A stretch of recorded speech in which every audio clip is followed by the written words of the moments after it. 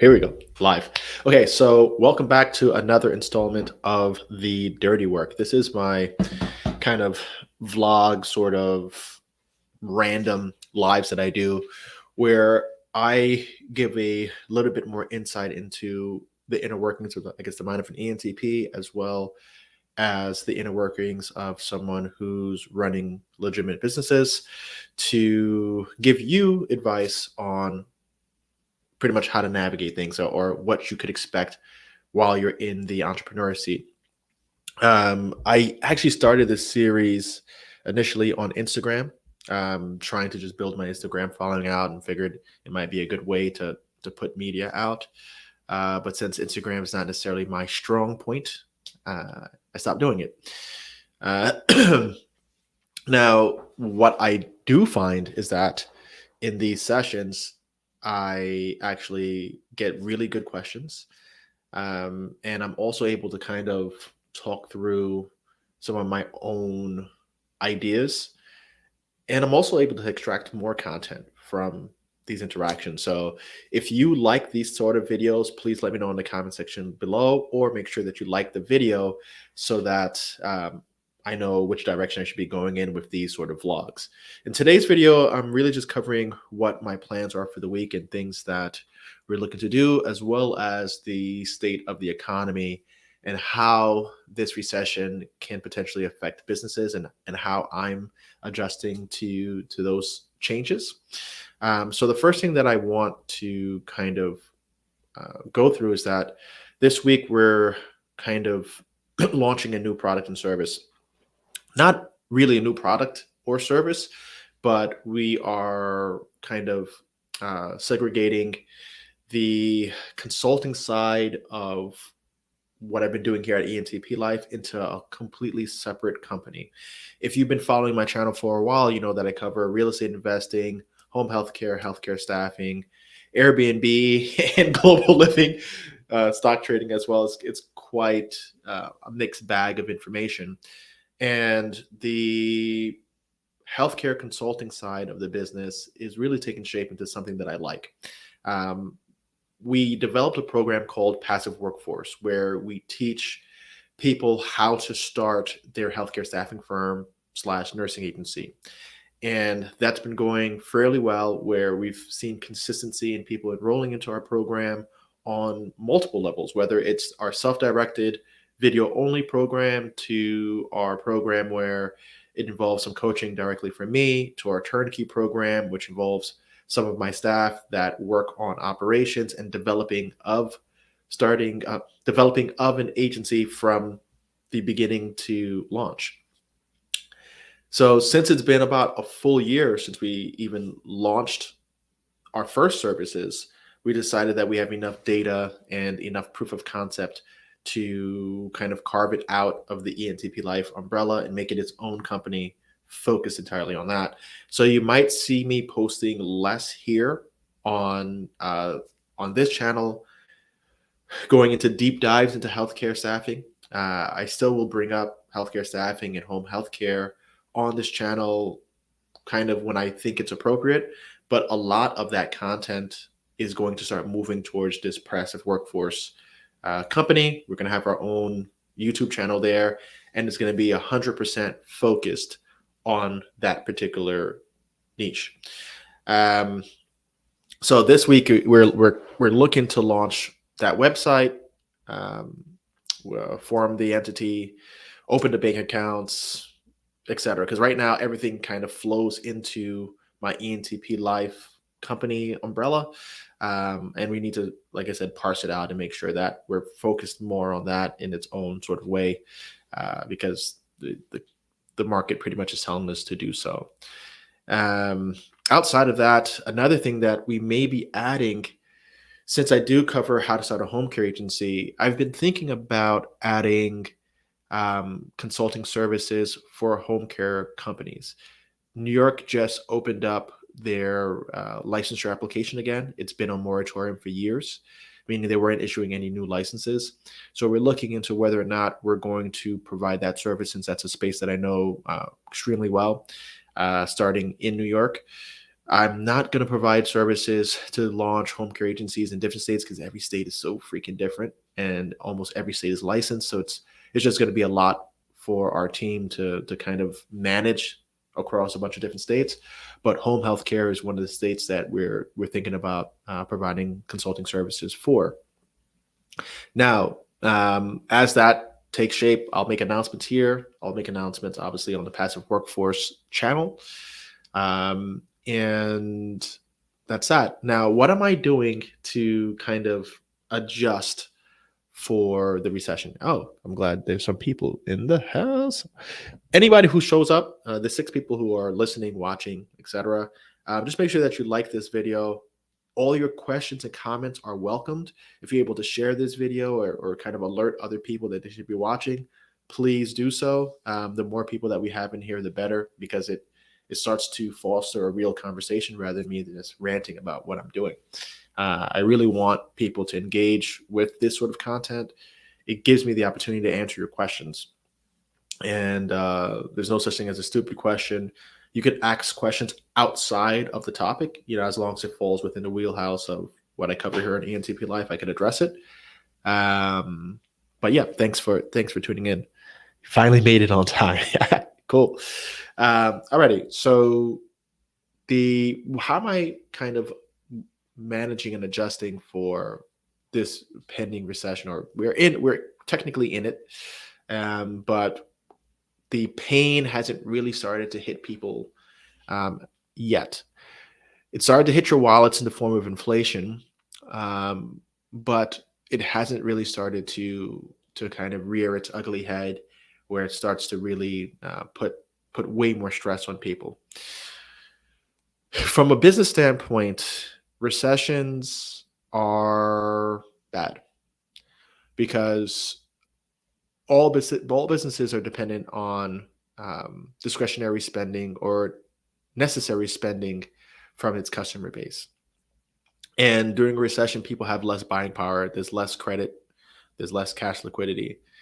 And there's an overall psychology shift when the economy takes a shift, and it's part of the mainstream media coverage, that people start getting more choosy with what they spend their money on.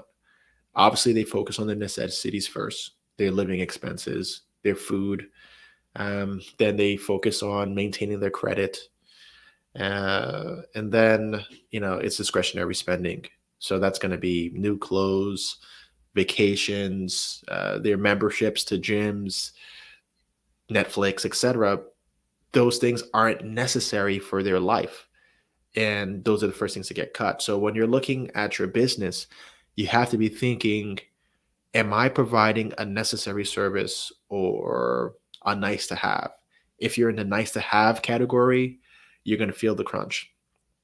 And you need to know that about your business. You can't mistake your business as being an evergreen business, meaning that like an evergreen tree in all seasons, recession, boom, whatever, it does well. If you are in the discretionary spending category, the wants more so than the needs, you need to be careful.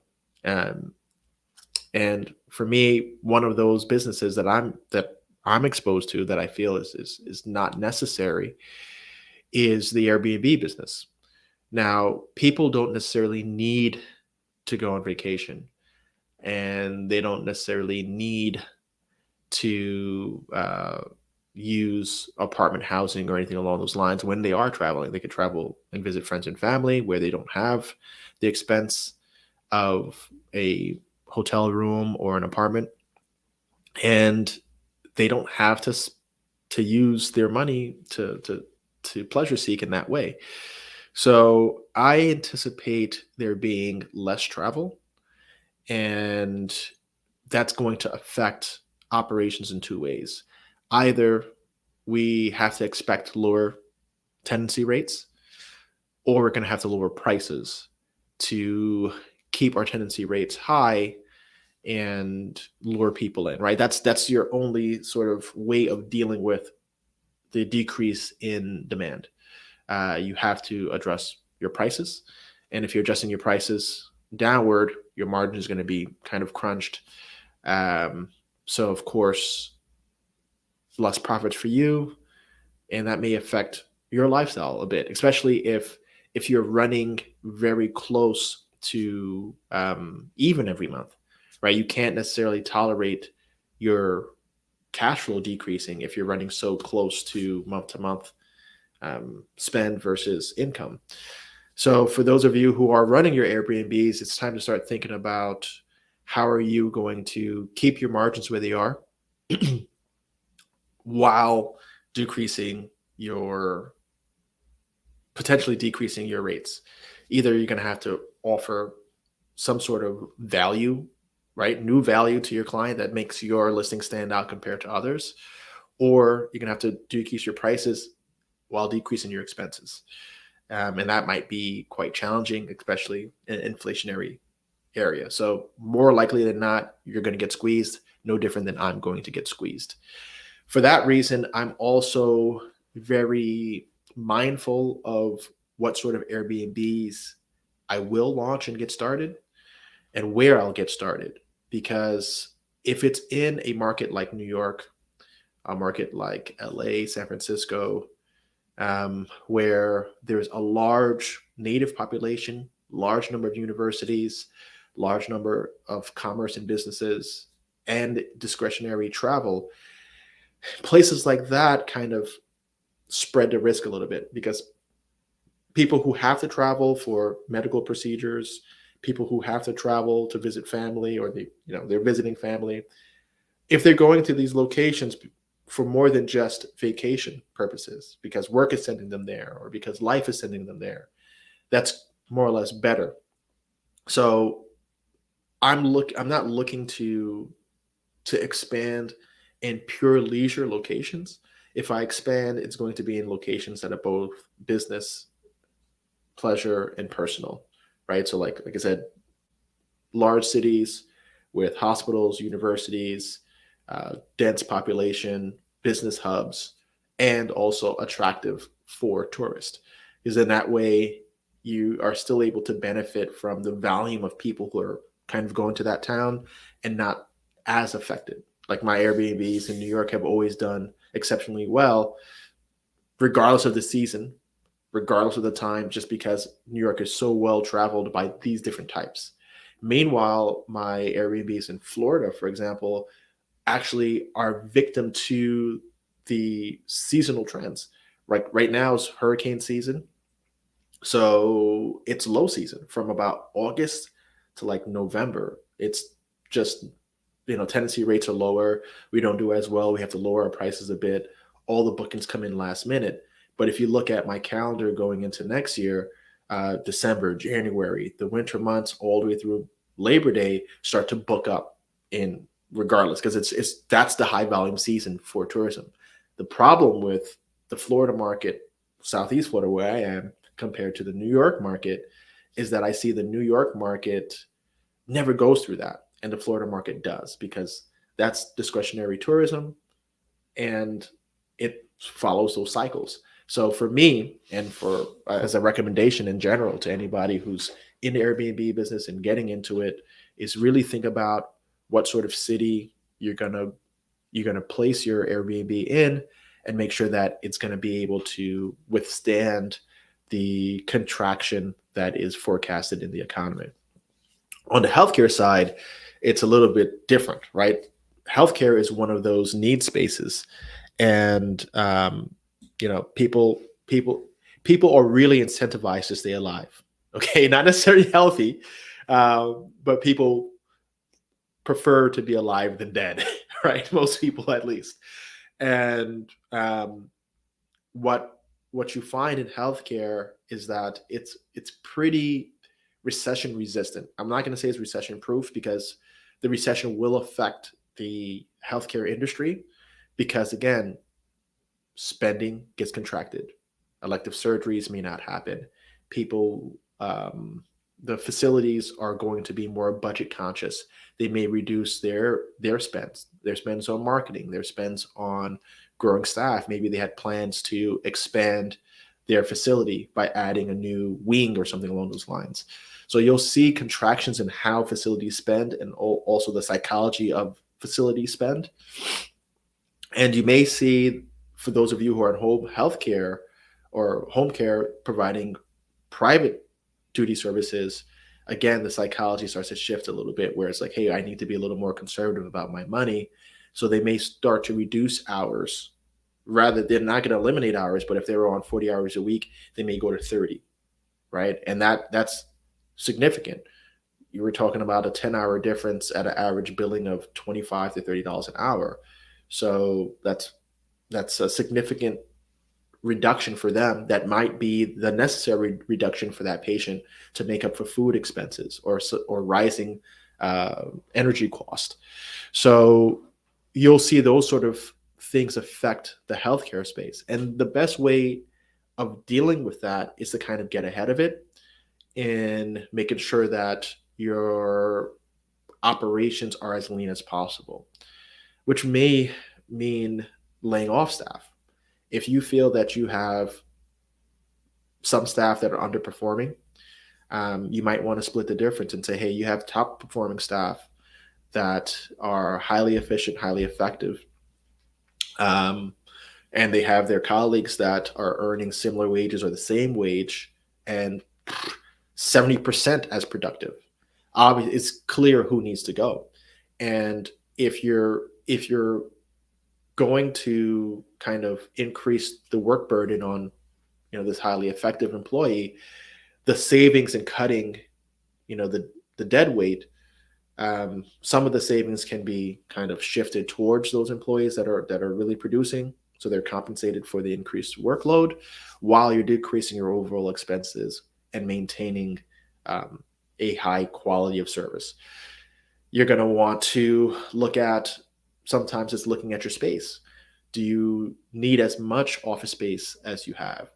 Are you going to renegotiate your leases and potentially try to downsize your space or relocate to a less costly office, right? These are things that we're looking at. In, like, we have a lease that's due. We're actually relocating one of our offices to conserve on capital. We've already reduced our workforce, moved some of our workforce overseas, and we've been doing that over the years. And these are the things that you need to think about as an operator, is like, you're going to make more money by increasing the amount of revenue that you bring through the door and by decreasing your operational expenses. Now, if business contracts because people are spending less, right, it's going to be harder to make more money in that environment. So if you want to earn the same net, you have to become more efficient and more lean. And the only way that you're going to do so is by reducing your overhead expenses. And the only ways to do that is really negotiating better terms for your materials, negotiating better terms for your leasehold, looking for cheaper services that allow you to do the same amount of work. And at the same time, you're going to want to look at how do you get the most out of your staff for the least amount of spend. And for anybody, I guess this is a message to anybody who's working at a company. If you're not one of the top performers in your job, do not count on your seniority to keep you there. Do not count on anything to keep you there other than how productive you are, because that's how a supervisor is going to measure whether or not you stay or go. Is this employee productive or not? And if you're not as productive as cheaper employees are, or the new employee or the overseas employee, you're going to be one of the people who are cut. Another thing that we're looking to do is sell off some assets. So real estate assets, the properties that have appreciated fairly well during the past 10 years, but aren't necessarily our top performers. These are mostly our single family homes that don't generate as much of a yield as the multifamily homes. And the idea there is at least cash in on that equity and start hoarding some cash and start selling off assets to have more cash. And I've talked about this at length, to have more cash available to me. So as credit gets contracted and money comes out of the system, that I'm not in a situation where I'm cash starved, and I'm also in a position to take advantage of discount assets when things get really bad. So that's more or less what's on the agenda and on my mind heavily for this week, and obviously going into the future. Mainly, one of the main focuses for this week is obviously getting passive workforce launched and in a position to start providing the same level of services that we have been. And I think for those of you who are interested in getting into the healthcare staffing space, nursing agency, et cetera, I think it's a good time, mainly because, like I said, it's a recession resistant business. It's not a business that dies out because the economy shifts. Another thing that happens when the economy does shift is those same workers who used to be dependent on their credit lines, and they've bought new cars, new homes in the past 2 years. This is a lot of people. As things get tight for them, they have no choice but to pick up more work, and they end up turning to agencies, working per diem to pick up an extra shift or two per week to make up for their lifestyle expense increases and the increases to their cost of living.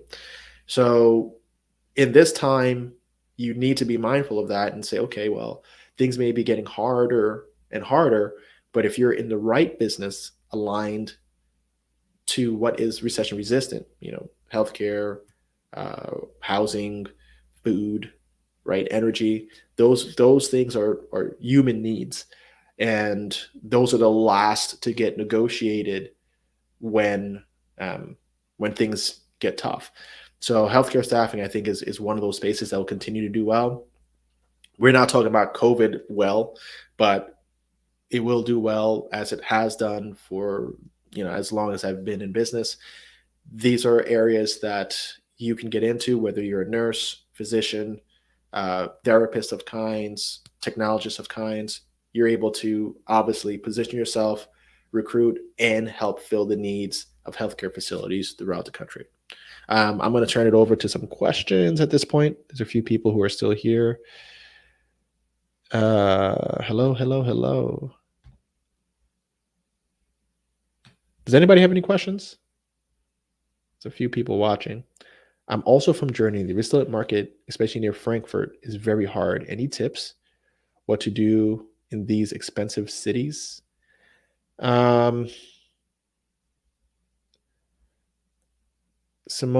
Simon, if you could expand on that question, I would love to answer it. If you're still here, because that was 9 minutes ago.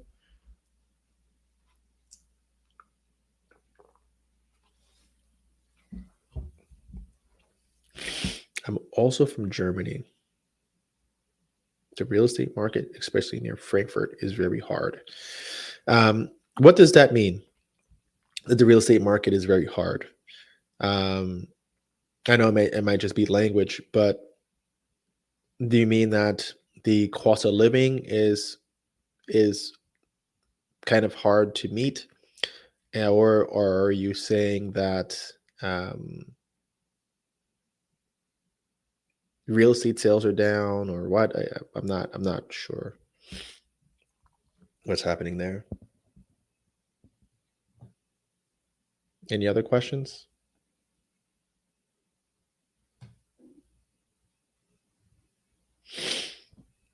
That's a good guess, Lord Powell, but not sure because I can't answer it if it's not. I want to. Okay, bam, here we go. Simon is back.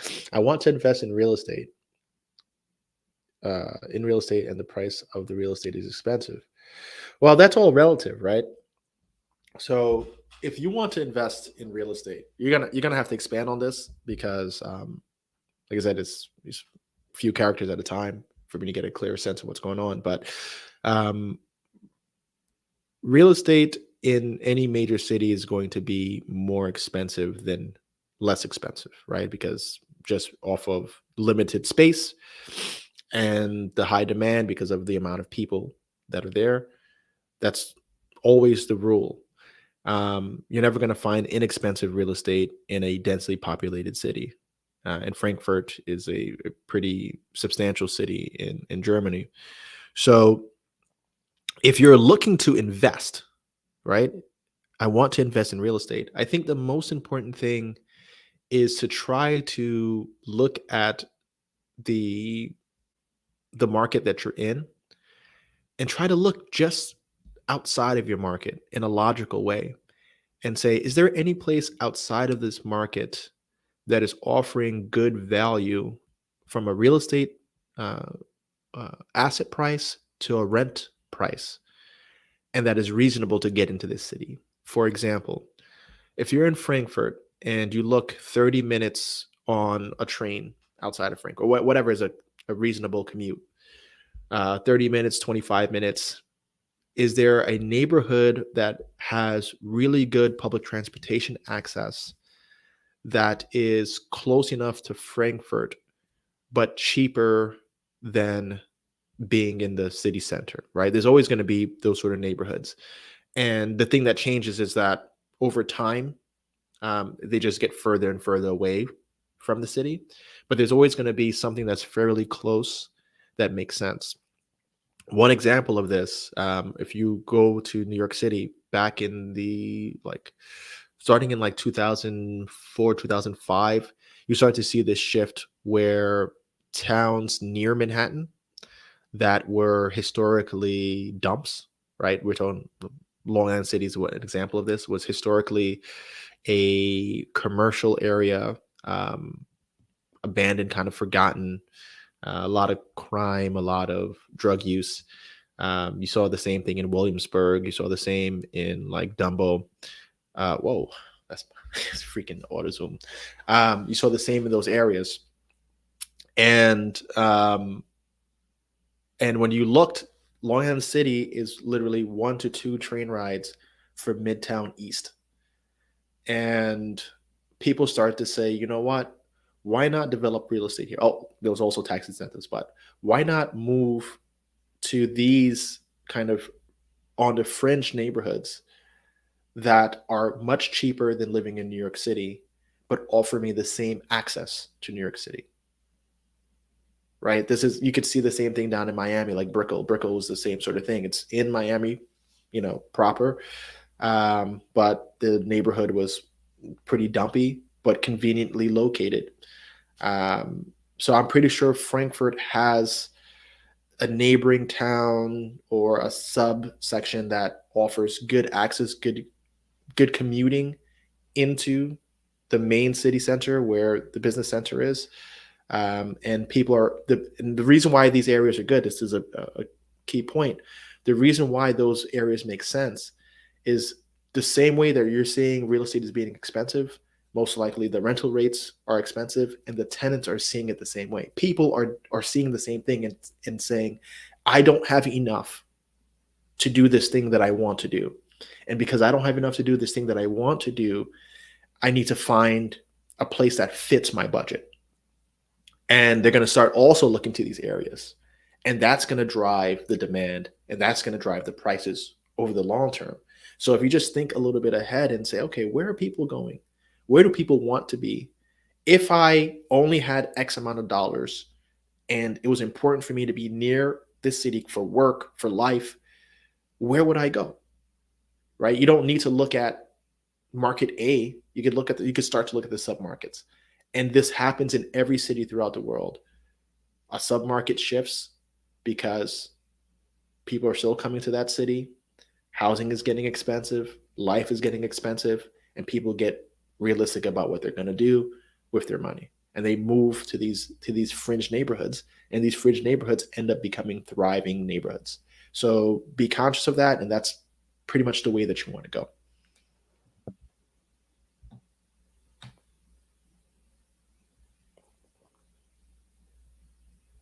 Right? So, yes, think about.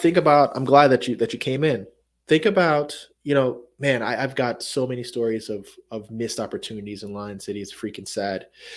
But you had to see, like, when I was a teenager, right? We used to, like, in high school. So this is 1996 to 2000. I was in high school. We used to drive around Long Island City just to like gawk at prostitutes on the street. No lie, because some of them would be topless out there. It was it was a freak show on the streets.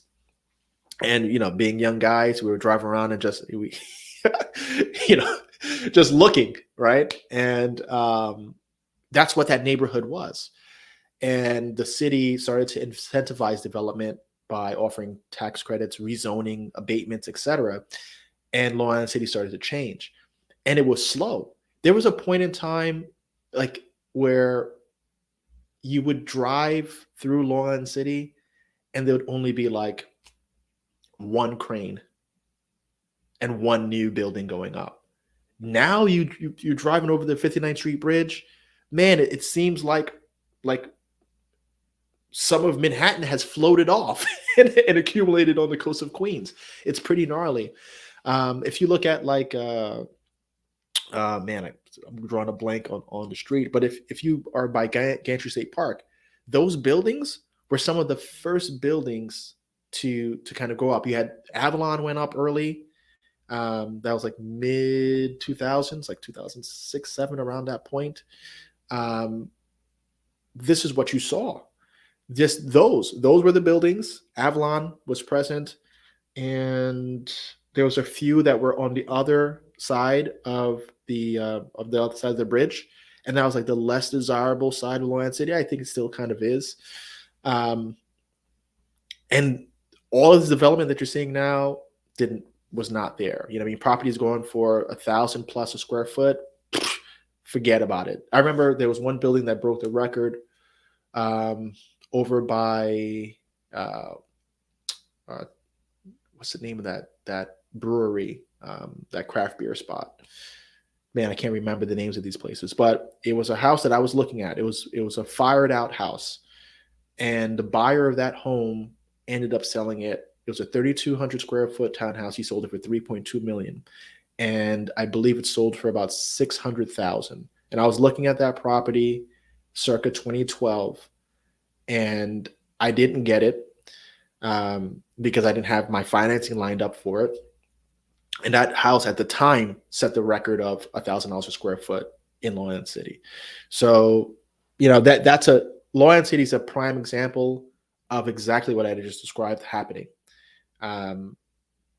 Neighborhoods shift, and it was such a logical place. Just like I started in the same time period, I started hammering on the south west corridor of the Bronx. You have the same sort of phenomenon. That entire like Port Morris, Mott Haven section, even though it's still a little sketchy, there's a lot of new development going on for the past like 5-6 years, but it's the same logic. One train stop into Manhattan. You could get from the Mott Haven 3rd Ave stop, you cross the bridge into Manhattan, you're on the green lines. Now you got express trains down the east side, super fast, and offers a significant price delta versus Long Island City. And if you're working in like Upper East Side, it makes a lot of sense to be in that section. And those properties are also putting up record numbers, especially like on Alexander. There was a home, another one that I let go on Alexander Ave that I just saw sold for over $1 million, and I was in contract at 425.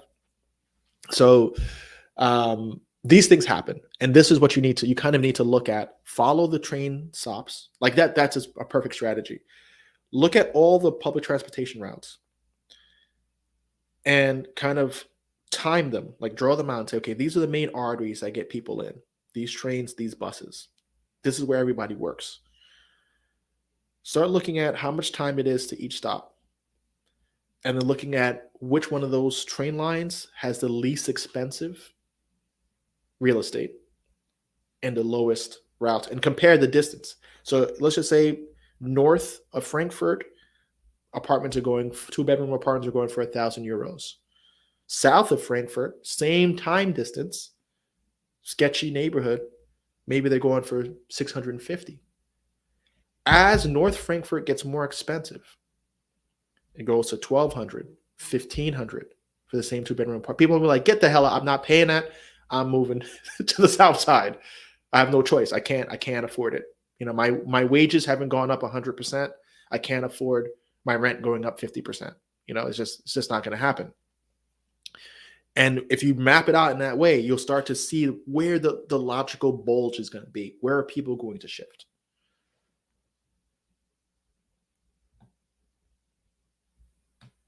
Henley, thanks a lot for the content that you've put out. Very inspiring. I'm currently putting together a plan to move back to Colombia. Awesome. What city? Lord Powell. Yep. Long Island City and Mott Haven, the Bronx, or booming. Yep. Question. Would I need to have employees before I could apply or even obtain the business visa for Colombia? Or by setting up my SaaS and me being the only employee? Okay. First of all, do me a favor. Email me at info at man, I gotta drink more water. Info at entplife.com. I'm actually thinking about setting up services to help people go through this because I just went through it. I just got my visa approved last week. And I got approved for 3 years. Usually it's a 1-year visa. For whatever reason, they gave me a 3-year visa. And I think it has to do with the fact that I already have employees operating down there. But to answer your question,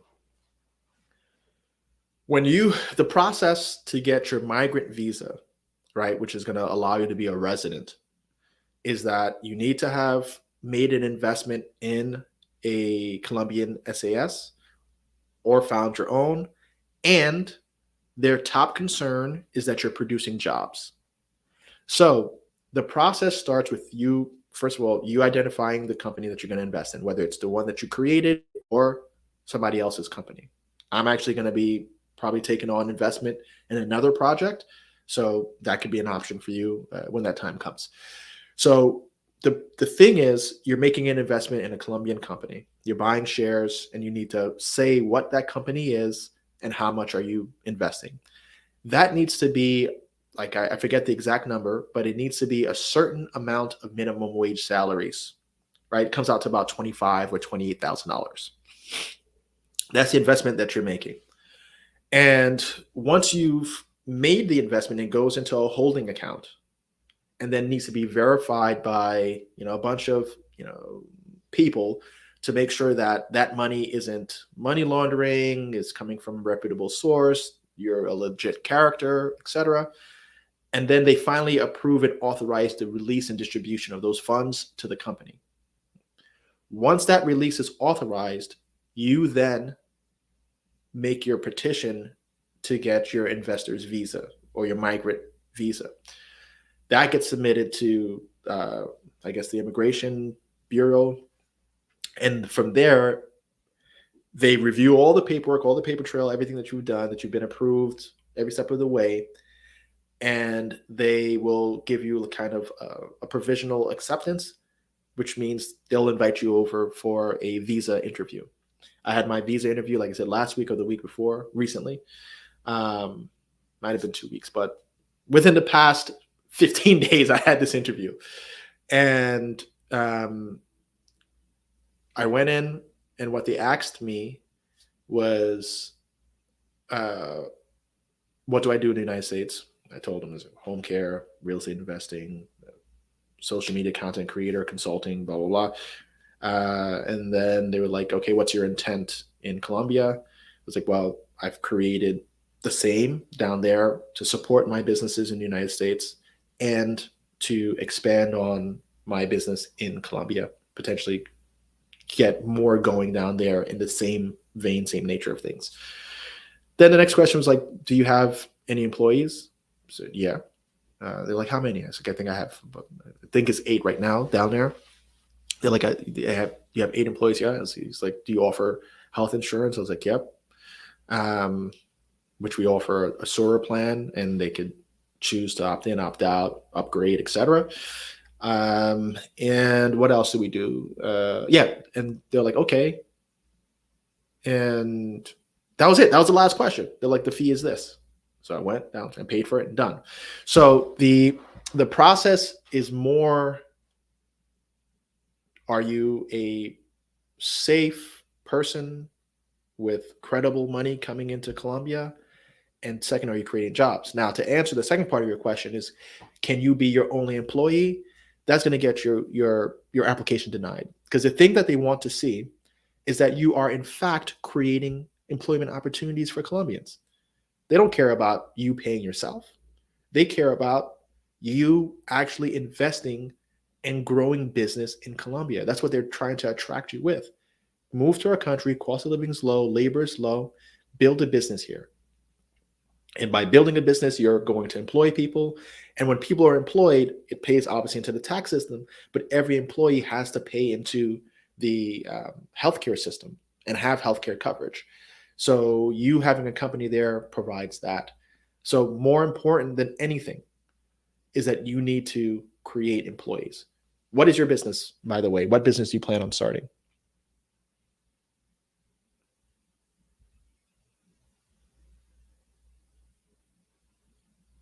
Yeah, no, Williamsburg and Greenpoint, 2020. See, 20 in 2010, things were there. They you got you. I don't know how old you are, but if you went to Williamsburg, like I said, in '96, 2000, oh Jesus, um,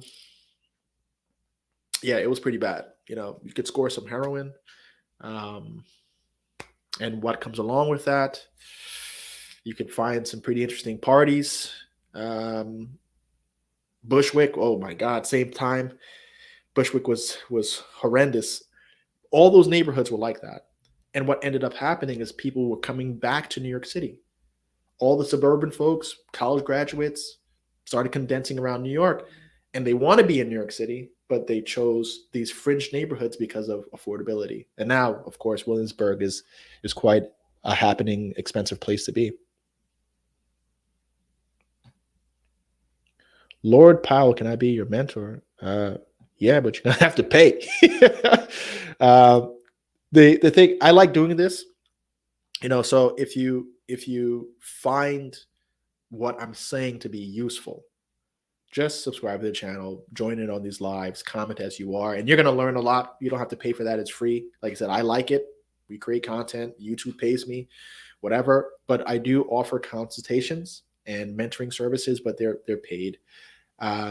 And realistically, I undercharge for them compared to what I earn. Um, Reason for that is to keep it more realistic for folks. And there's also tons of value adding opportunities in consulting. So, um, but for the most part, if you want free mentoring, then this is it. If you want something more one on one, you're gonna have to open the wallet, my friend, because it takes time away from me doing other things that I either have to do or that I want to do or that make me money. So um, if I'm taking time away from those things, it has to be worth it. It's not just for the money grab. You moving to Medellin? Okay, cool. What's your advice on getting an Airbnb property in a small town? Oh man, I would probably say don't. Um, who's going to the small town, right? I think that's the first thing that you need to ask yourself. If I'm going to get an Airbnb and to start an Airbnb business in a small town, why are people going to come to this small town, right?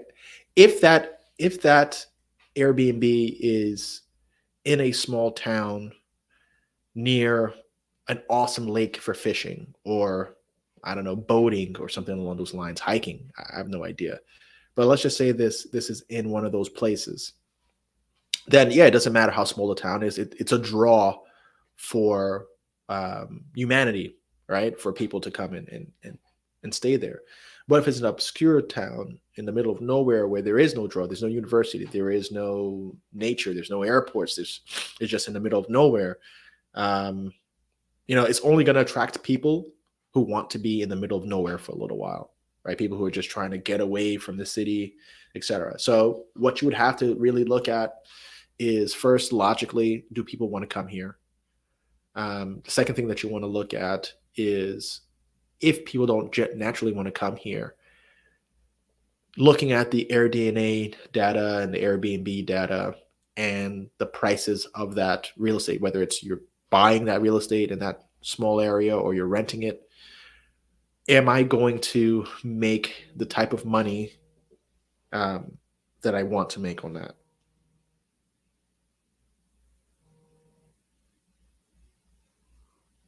Right? That's the main question that you're gonna have.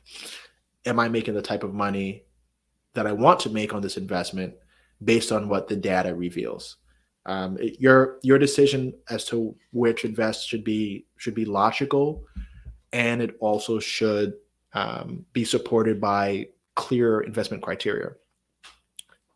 Just a side rant and maybe a final little thing. I talk to people all the time that want to invest. Um, this is a combination of my employees and my companies to people on social media, to friends, family, outside of the internet. So everybody. And one thing that I see that is unanimous amongst um, most people who say that they want to invest is they don't have an investment criteria, and that's dangerous. People want to invest, but they don't know how much they want to make on their investment.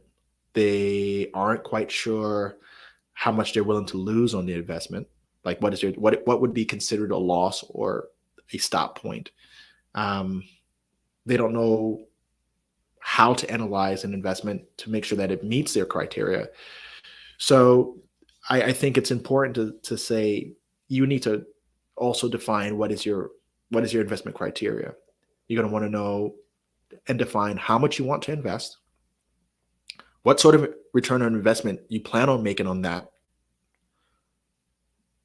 time frame to recoup what you are hoping to make, and cases for why you should close or stop or end that investment, right? To close a trade, um, discontinue the business or operation, right? Close it, whatever. You need to know what the failure point is and what you define as failure or closing or stop or whatever. Um, and those things, once you define your criteria of what you're looking for, then you could see where it fits, because you might realize that, hey, I could get an investment. Here's an example.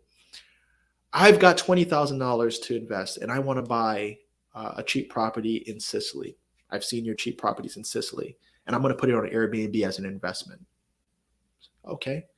Uh, the next thing is, well, how much you want to earn? Well, that's the first question. How much you want to earn? I would like to make $20,000 a year. So you expect to make 100% return on investment on this real estate asset in a small town? Yeah. So do you really want to make 20,000? Is that your goal, or is 100% return on investment your goal? No, my goal is 20,000 on my 20,000. Okay, so you want to make 20,000 on your 20,000. So you're more concerned with 100%. Yes. Okay. You might have to look at another market to get those numbers.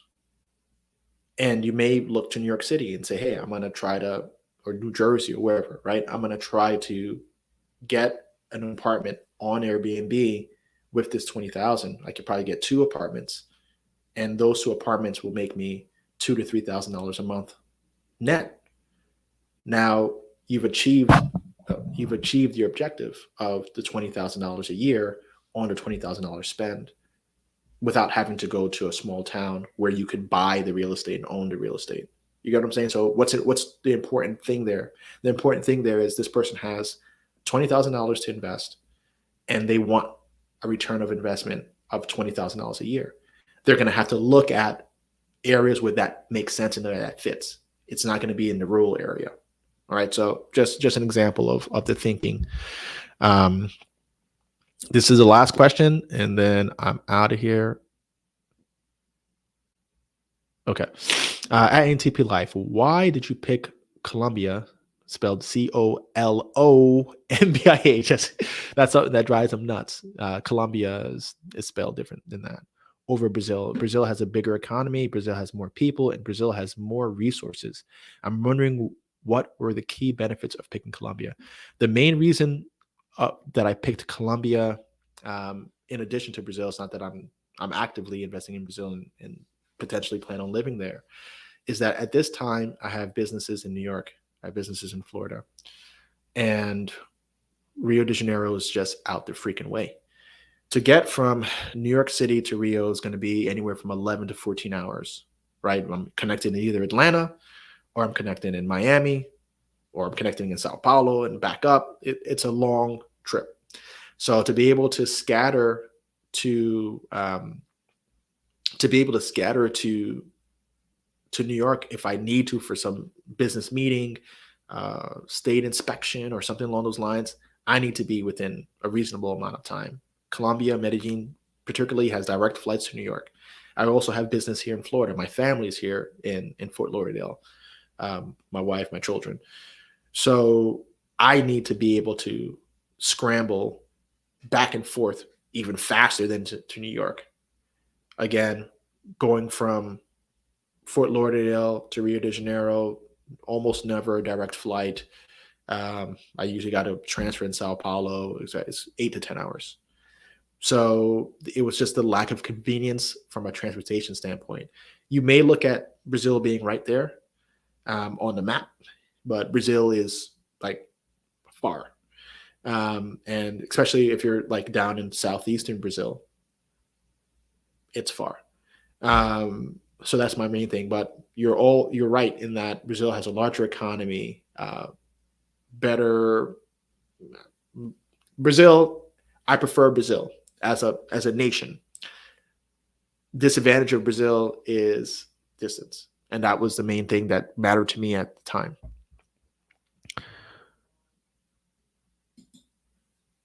Makes sense. Thank you. You're welcome. Hey, together, Philly. What's up? I'm into real estate wholesale. I plan on creating a call center to cold call, etc. I have friends in Bogota that I've been training and are on board with being employed by me. Yep, just make sure that you employ them legally. This stupid thing. Yeah, here we go. Make sure that you employ them legally, where they're paying taxes and into the insurance space. If you need some help kind of designing that, again, my team can help. Like I said, I'm starting to, since I'm getting these inquiries more, so I'm seeing that there's an opportunity to consult there. So I will and be able to kind of guide in that way. Do you have a personal? Of course. Um, I have over 300, 400 employees. So the majority of them are home care workers and healthcare workers and staff. So, but in my like direct management teams, it's a roughly 20 some odd like administrative employees, from executive assistant to operation managers to people who head my HR departments, my nursing directors. So there's a pretty robust team below me to support me. Property managers, project managers for renovations of real estate. It's a fair number of people.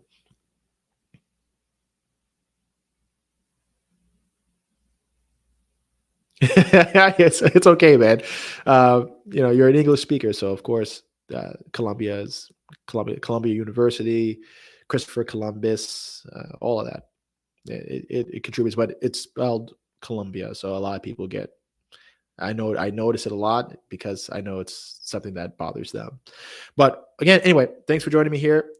Make sure that you like, subscribe, share this video with anybody that you want to. I'll be doing these sort of kind of business chats once a week. And then I plan on bringing back my evening lives where I talk about my video of the week. This week's video, I don't think I'm gonna kind of speak on live. I think it's not necessary. Um, but I'll see you guys in the next one. Take care.